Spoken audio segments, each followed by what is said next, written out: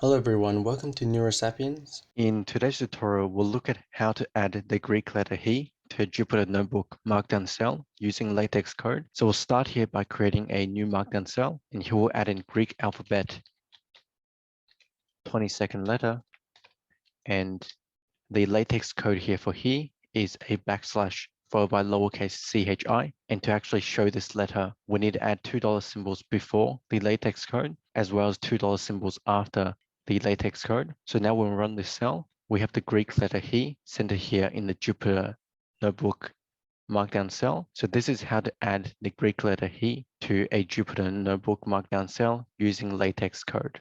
If you found this tutorial helpful, please give it a thumbs up, subscribe and click the notification bell for weekly videos. Please share the video with anyone who you think would benefit from the content and comment below what topics you would like to learn. If you would like to support this channel and have the means to do so, the best way will be via my Patreon link in the description below. Happy learning and I'll see you in the next tutorial.